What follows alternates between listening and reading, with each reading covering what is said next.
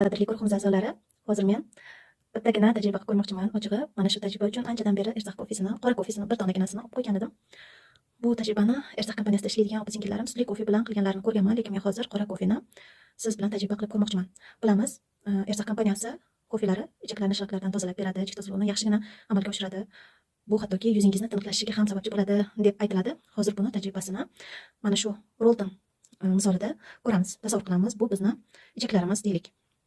Hozir men mana shu yod vositasidan bu stakanimizga quyganman. Bunda oddiy suv, bunda esa Ersaq kompaniyasining qora kofesi tayyor damlab qo'yilgan.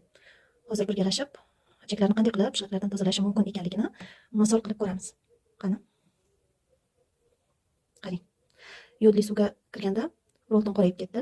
Bizni ham ichaklarimizda shiliklar yig'ilganda taxminan mana shunga o'xshash bo'lib ichaklarimizda keraksiz moddalar yig'iladi. Endi buni suvga, oddiy suvga solib ko'ramiz.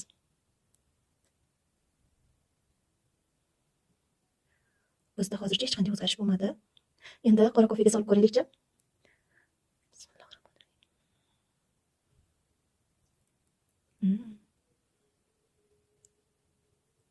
Qora kofe bilan shu narsa bo'larmikan deb o'ylagandim, chunki ko'pgina videolarda ko'rganman. Ersaqda ishlaydigan opa-singillarimiz sutli kofe bilan bu tajribani qilib ko'rishgandi. Qarang. Chindan ham Ersaq kofelariga hozir o'zim yana bir marta qoyil qolyapman. Rostdan ham ichaklarimizni mana shunday qilib tozalab berishiga ishonchim komil bo'ldi. Shuning uchun ham ortiqcha vaznlardan xalos bo'lish uchun, ichaklarni cheska qilish uchun bemalol kofelardan olib ichsak bo'lar ekan. Ayniqsa, yuzida dog'i bor, yuzida uriylari bor opa-singil aka-ukalarimiz ham bemalol mana shu kofelardan ichib, ichak tozaluvini amalga oshirsalar bo'ladi.